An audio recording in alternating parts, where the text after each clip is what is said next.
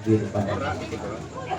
Kita bersyukur, berterima kasih diberikan wasilah oleh pengurus Musola Darul Mukminin Makam Manggapari sehingga malam hari ini kita bisa berkumpul bersama. Dikit aja kita ngaji ya. Yang pertama, saya buka kitab namanya Daqaiqul Akhbar.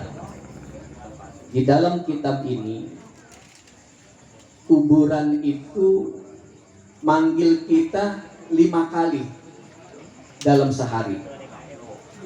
Innal qabra yunadi kulla yaumin khamsan maratin yaqul.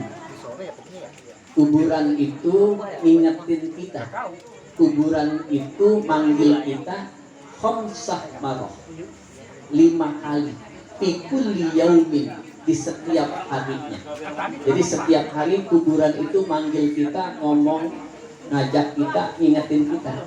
Cuman sayang kita selama ini nggak tahu. Jangankan kita yang di luar, RT Dayat yang tiap hari itu pun nggak tahu dia ngomong.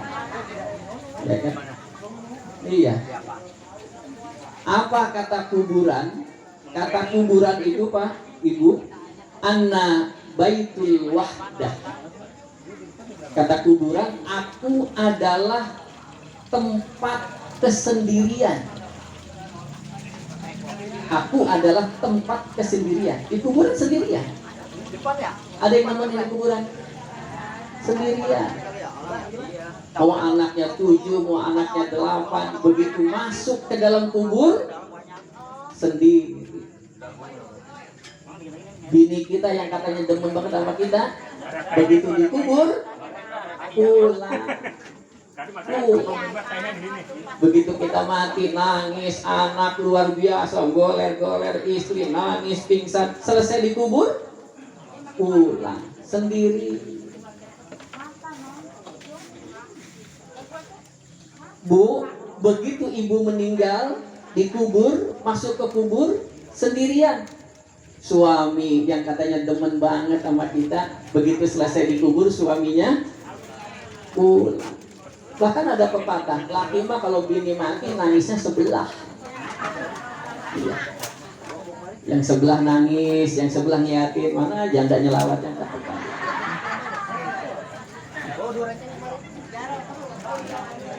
Iya. Ana baitu wahdah, kata kuburan. Aku adalah tempat kesendirian, sendiri kita di sana. Begitu kita dinyatakan meninggal dunia, tidak akan lama, enggak lama. Yang pertama kali hilang ketika kita meninggal dunia, nama kita, jabatan kita hilang seketika.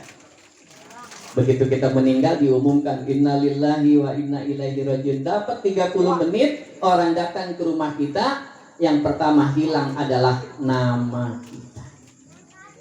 Begitu orang datang nyelawat, nggak ada. Mana ya muhasibnya di mana? Nah, yang ditanya pasti jenazahnya di mana. Nama kita hilang pertama kali.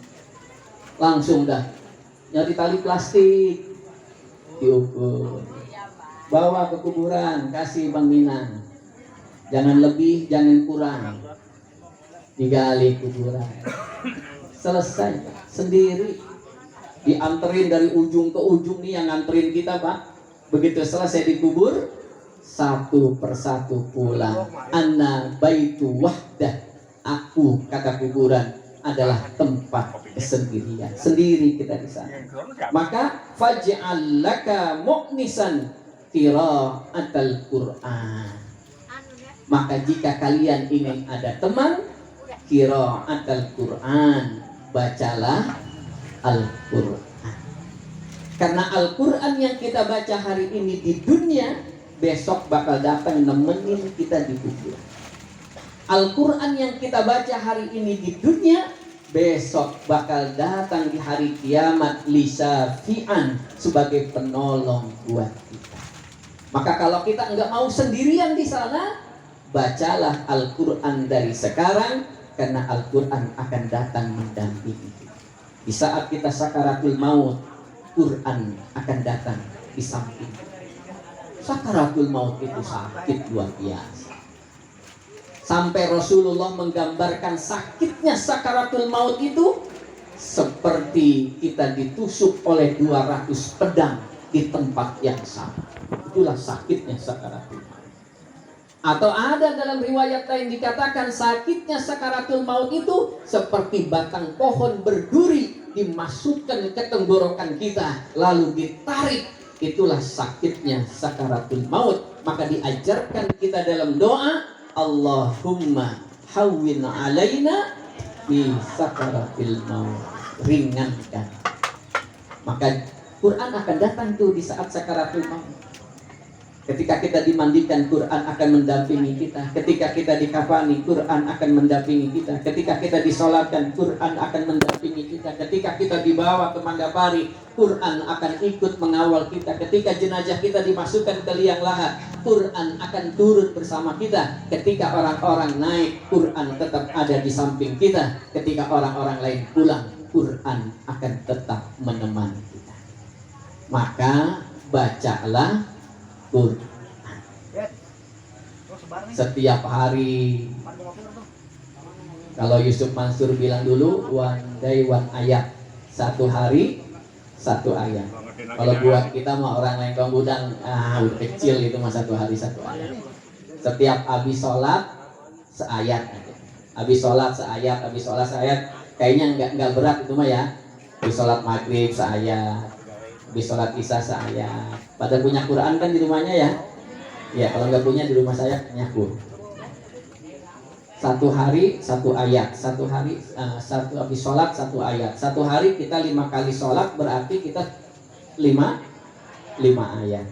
Assalamualaikum warahmatullahi wabarakatuh. Ambil Quran. A'udzu billahi minasy syaithanir rajim. Bismillahirrahmanirrahim. Yasin. Shadaqallahul adzim. Dapat seayat. Ya kan kalau rekod gitu ditanya. Ntar habis isya begitu. Assalamualaikum warahmatullahi wabarakatuh. Ambil lagi. Bismillahirrahmanirrahim. Wal Qur'anil Hakim. Shadaqallahul adzim. Dapat 2 ayat. Ntar habis subuh dapat 3 ayat. Habis zuhur 4 ayat. Habis asar 5 ayat. Satu hari kita sudah menghabiskan 5 ayat. Insya Allah 60 tahun khatam kita. Ya sehari 5 ayat berapa tahun khatamnya? 60 tahun kita baru khatam. Maka kalau kita ingin menghatamkan Al-Quran di bulan Ramadan, kan sulit Pak. Bu, susah kita mau ngapalin hatam Quran selama bulan Ramadan, susah. Ada yang sudah biasa, kalau udah biasa nggak jadi masalah, dia setiap bulan bisa hafal. Buat kita yang tidak terbiasa ingin menghatamkan Al-Quran di bulan Ramadan kan susah. Maka Nabi memberikan aba-aba kepada kita dengan doanya, Allahumma barik lana fi Rajab wa Sya'ban wa ballighna Ramadan. Rajab, Sya'ban, Ramadan. Maka mulai kita baca Al-Quran di bulan Rajab, kemudian Sya'ban sampai Ramadan, 3 bulan insya Allah kita hatam Quran. Ini kadang-kadang kan kita antar bela mau bulan puasa. Tahu sendiri namanya Bu. Masa kita baca Quran semangatnya minggu pertama doang. Minggu pertama tadarus tak berhenti. Masuk aja minggu kedua mulai dah. Iya. Saya baca baru sumbar, mata udah berair baik. Baca baru ayat 1 ain doang, itu udah anggapnya udah 10 kali. Masuk minggu ketiga, udah mulai tuh Quran dilirik-lirik doang. Sebab kitanya udah mulai puyeng palanya. Malah daster belum kebeli. Mana ke Tanah Abang kudu divaksin. Akar kelapa belum digoreng. Mana minyak mahal. Kata Megawati akar kelapa sudah direbus. Tapi mana makannya? Lerepun suruh direbus. Bagaimana makan? Ya.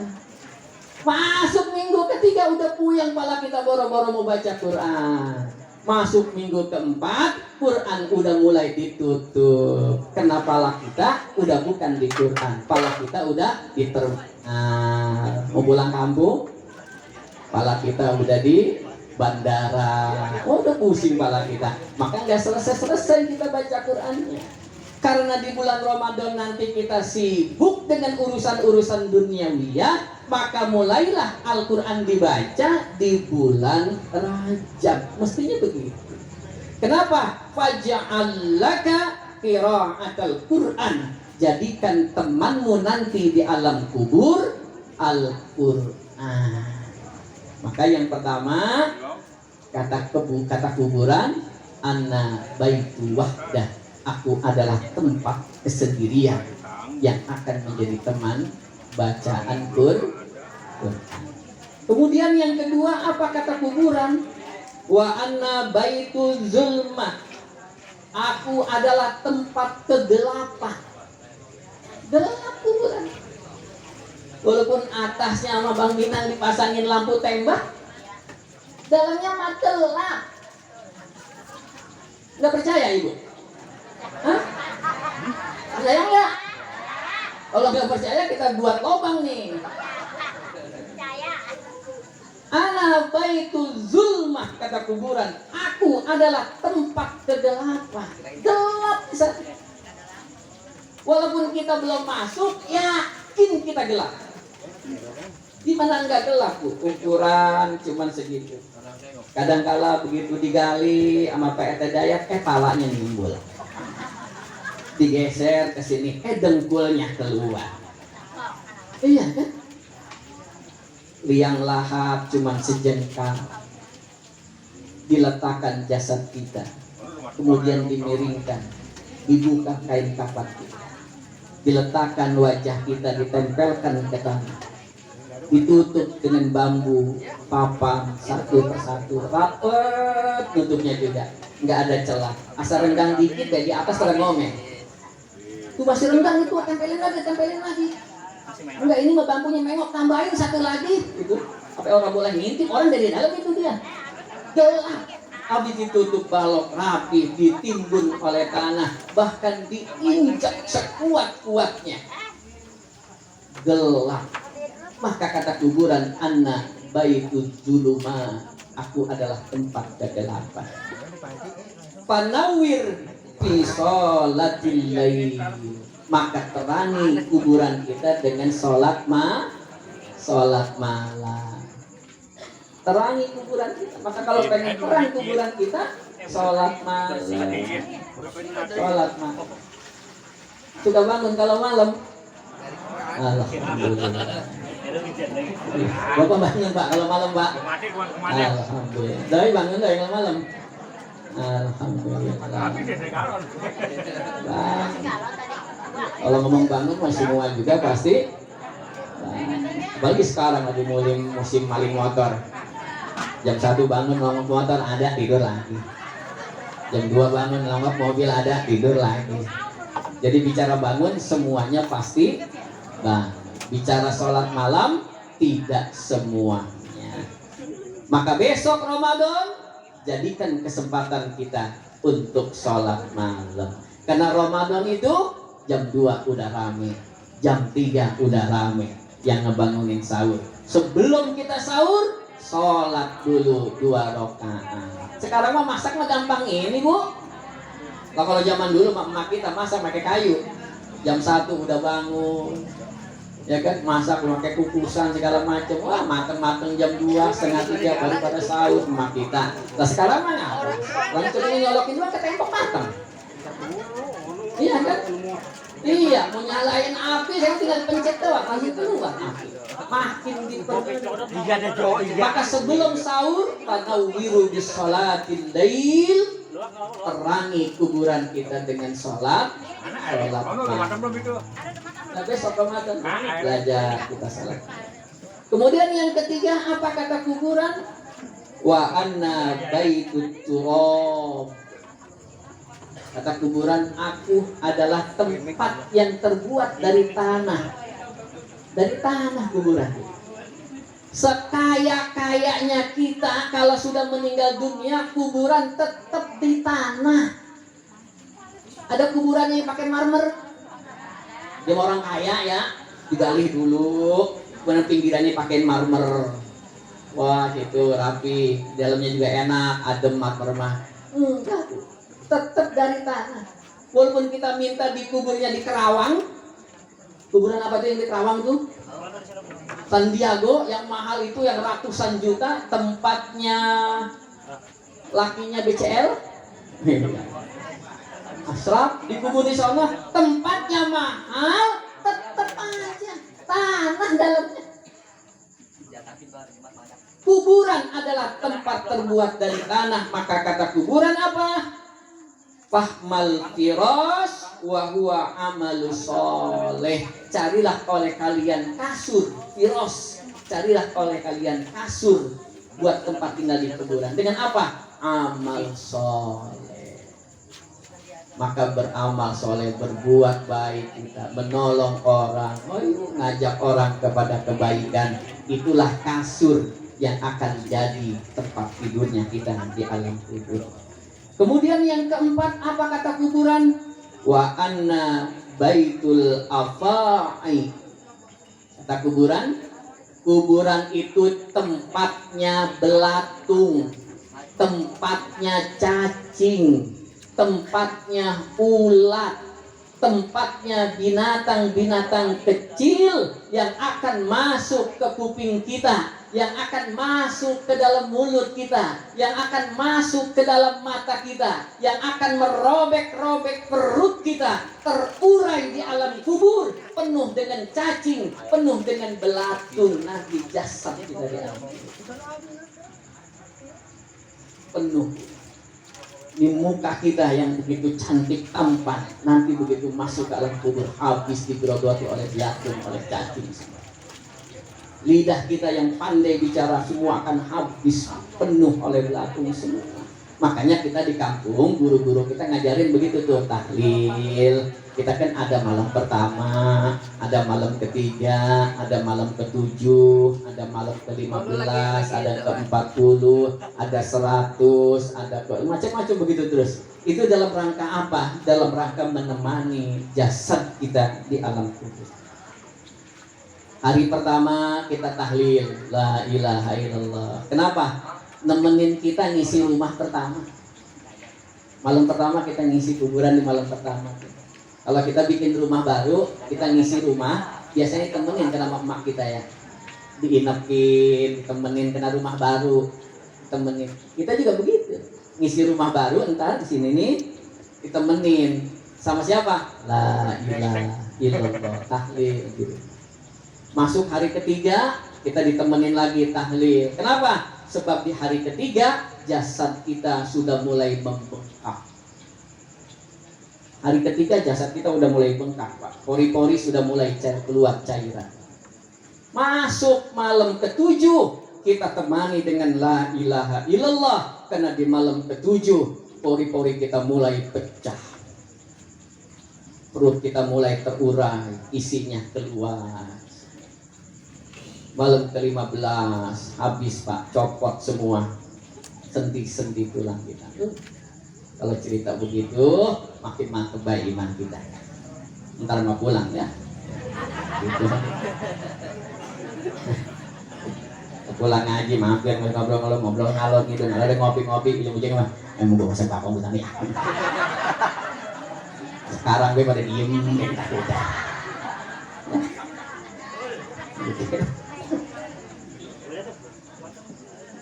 Jadikan lantai kuburan kita amal soleh.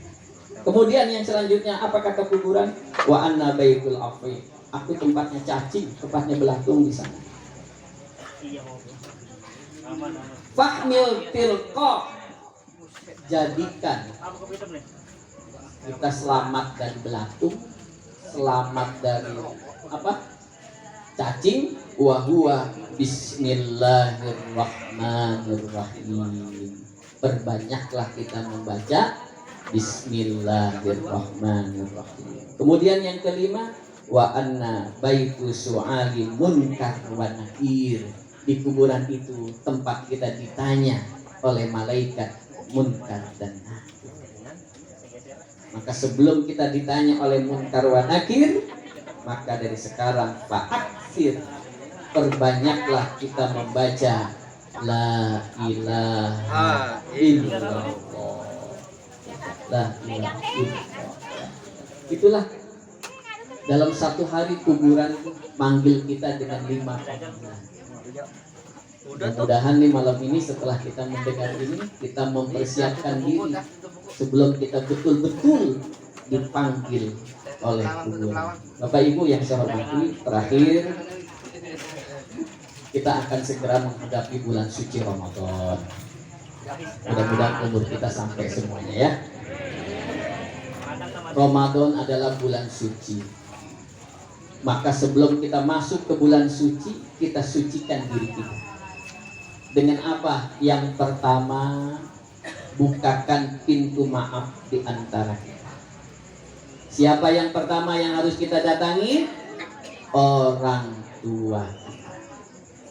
Orang tua kita masih ada? Segera datangi orang tua kita. Minta doanya, minta maaf. Ustaz, orang tua saya jauh di kampung. Video call, telepon, video call. Assalamualaikum mak, apa kabar? Ma, bapak sehat semuanya ya? Sehat. Mohon maaf mak, tahun ini kita kagak pulang. Emang kenapa? Saya belum vaksin mak. Ora bisa naik bisnya juga. Iya, katanya nggak apa-apa. Yang penting pada sehat baik semua. Emak sehat semuanya ya, sehat. Oh, orang tua ditanya begitu pikirannya. Gak usah dikasih orang tua, asal ditanya juga yang penting emak sehat. Pokoknya besok saya mau pulang mas, saya berusaha mau pulang begitu. Video call, telepon. Kalau orang tua kita dekat, datangin, samperin. Minta doanya. Assalamualaikum mak, besok mau puasa. Minta doa biar kita sehat, anak semua sehat, rumah tangga akur, anak pada soleh-soleha, emak sehat, bapak sehat, bapak emak besok puasa, udah ibadah aja, nggak usah mikirin apa-apa mak, buat emak besok, udah kita bawain beras sekarung. Alhamdulillah kata emaknya. Ini sirup mak buat mau buka nih 10 botol. Ini kopinya nih, ini gulanya buat bapak, ini rokoknya, ini duitnya buat jajan masih juta ya. Kata emaknya emang lu punya, alhamdulillah. Anak kedua datang lagi. Kata anak kedua, emak bapak besok puasa biar khusyuk, jangan mikirin apa-apa. Tuh kita udah siapin beras sekarung. Nih sirupnya 10, nih kopinya, nih gula. Ini duit buat emak nih 1 juta. Anak yang ketiga datang lagi begitu, biar emak sehat, emak khusyuk ya. Nah kita bawain beras sekarung. Nih sirupnya. Punya anak 8 datang semua. 8 karung. Bisa buka warung nasi emaknya di Sebaran. Iya. Botol sirup 10 kali 8 80 botol. Kopinya, rokoknya, duitnya 8 orang ngasih 1 juta. 8 juta buat puasa. Anaknya pulang, emaknya masuk ke kamar nangis kegaukan. Kata bapaknya jangan ditangisin anak mah, doain. Emang anak daripada punya rezeki. Saya mah bang nangisnya bukan kenapa-napa, nyesel punya anak 8 doang. Coba kemarin abang bikin anak 10 baik. Lumayan 10 juta.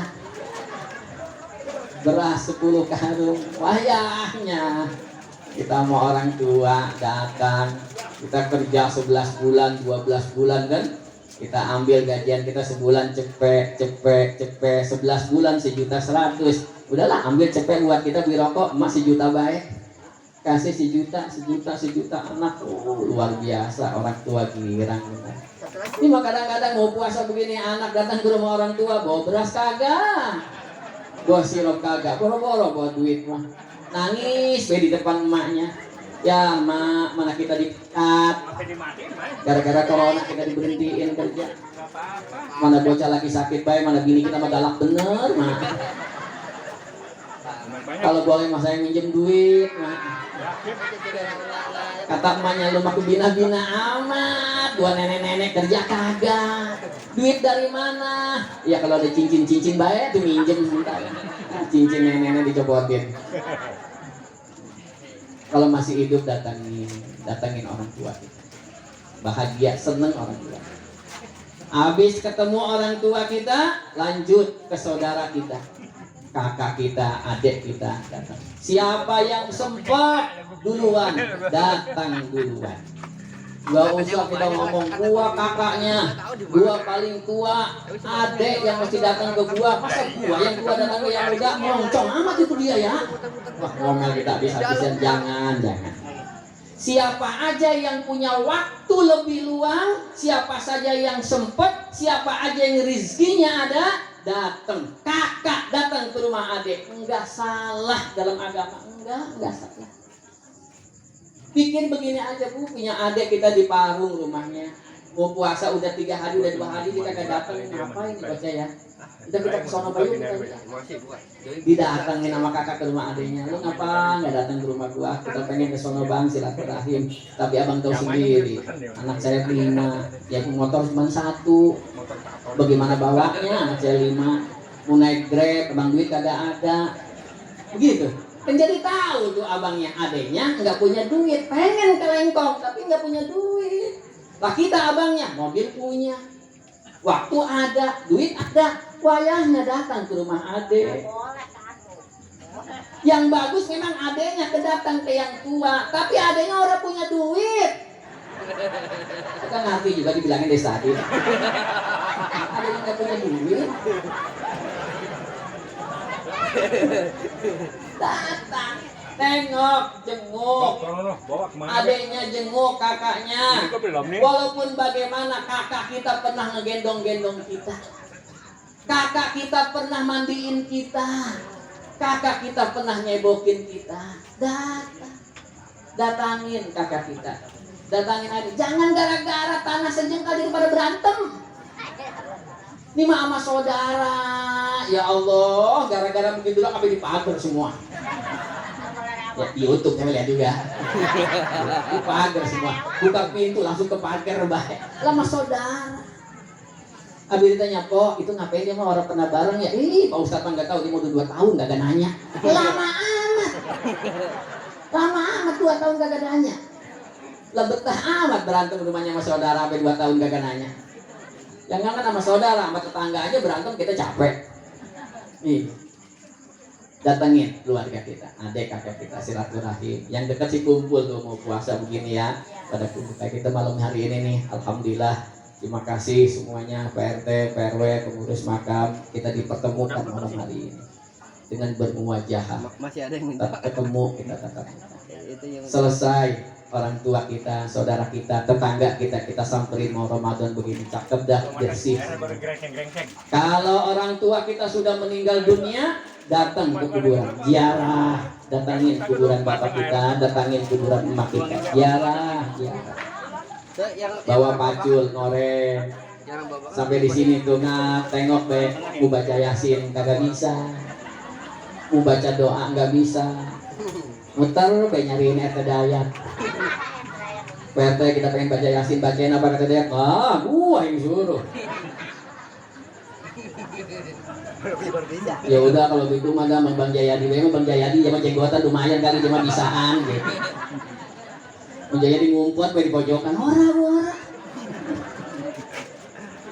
Sono kagak yang baca Yasin, sono kagak yang bisa doa. Ya akhirnya berangkat ke pojokan sendirian. Sambil dipegangin batu nisan bapaknya, Pak, mana besok mau puasa. Kita orang punya apa-apa. Bapak mah enak di sini. Bapak mah enak di sini, kagak tahu baik dia bapaknya ngapain di dalam. Bapak tahu bapaknya lagi diapain di dalam. Main enak gue, bapak mah enak di sini. Doain.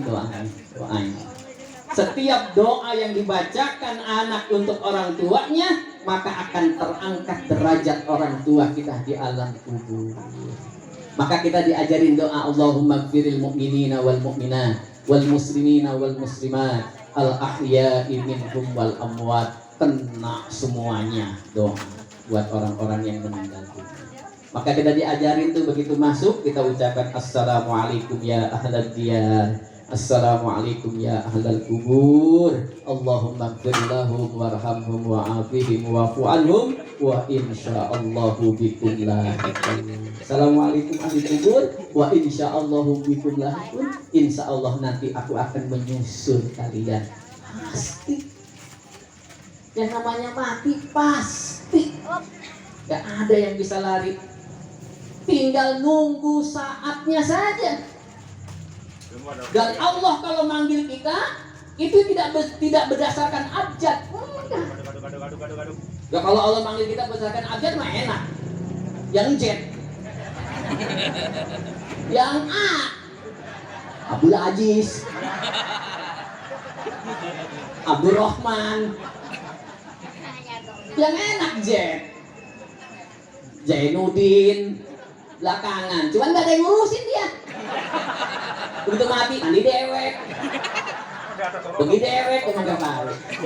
Enggak, Allah mah enggak manggil berdasarkan abjad. Begitu datang waktunya, kita dipanggil. Mau siang, mau malam, mau subuh, mau pagi, semua akan tiba waktunya.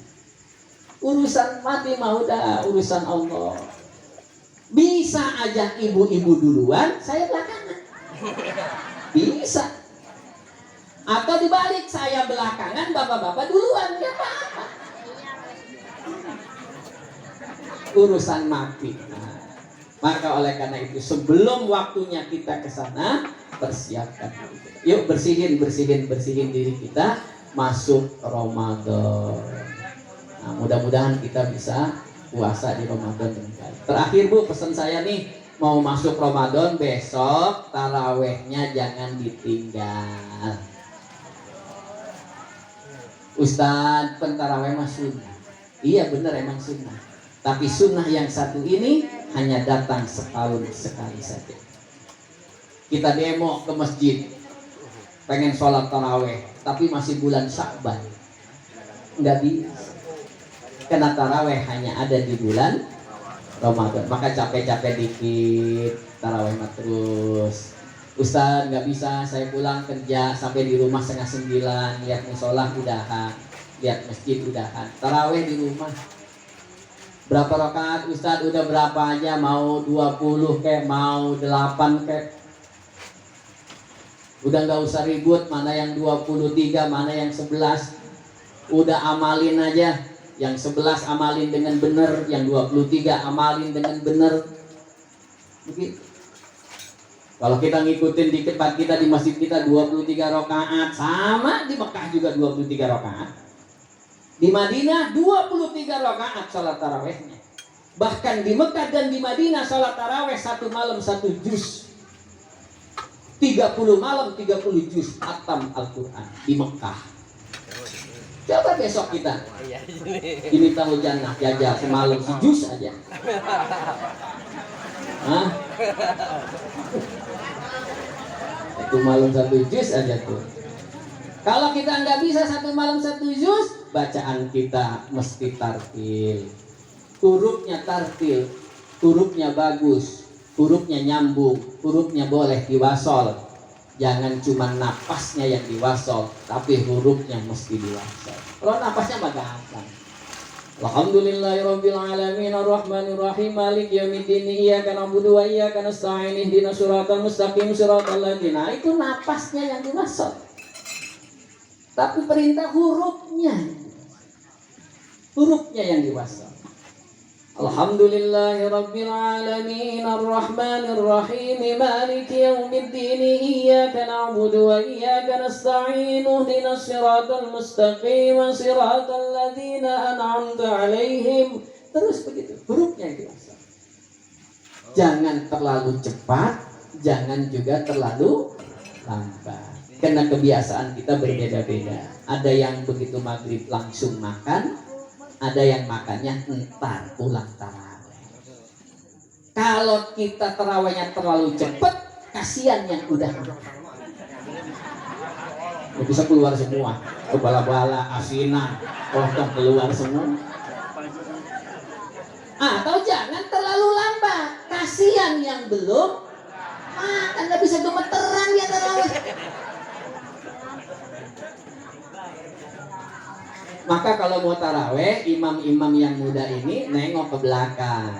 Bapak Ibu, malam ini saya diberikan amanah untuk mengimami sholat taraweh. Saya mau tanya sama Bapak Ibu semua di belakang nih, taraweh kita malam ini mau bagaimana nih? Belakang ada yang teriak, sikat Ustaz, udah sikat aja. Alhamdulillahirabbil alamin arrahmanir rahim maliki yaumiddin iyyaka na'budu wa iyyaka nasta'in ihdinas siratal mustaqim siratal ladzina an'amta 'alaihim ghairil maghdubi 'alaihim waladdallin. Amin. Bismillahirrahmanirrahim. Qul huwallahu ahad, Allahu samad, lam yalid wa lam yulad wa lam yakul lahu kufuwan ahad. Allahu akbar. Sami'allahu liman hamidah. Allahu akbar. Assalamualaikum warahmatullah. Assalamualaikum warahmatullah. Ini keluar ditanya anak muda, gimana sholat tarawih di situ? Mantap. Buat teman imam. Anak muda. Nah, kalau yang keluarnya Bang Juwen, gimana sholat tarawih di situ? Ya Ustaz, 3 hari juga mati. Gua masuk. Tarawih jangan ditinggal. Terlalu lambat juga. Ya. Allahu akbar. Bismillahirrahmanirrahim. Alhamdulillahirabbil alamin. Tidur. Dapat serakaat sebaris hilang. 2 rakaat sebaris hilang. Begitu habis 23 rakaat tinggal dia doang sama Bilal berdua. Masya Allah. Jangan ninggalin taraweh. Sayang. Nggak keburu di masjid, boleh taraweh di rumah. Asal jangan milih. Masa begitu? Ustaz, saya taraweh sana Ustaz ya. Berapa rakaat di sana? 11 kita Ustaz. Saya mah biasanya 23. Enggak di kita 11 aja Ustaz. Saya mohonlah 11 Ustaz.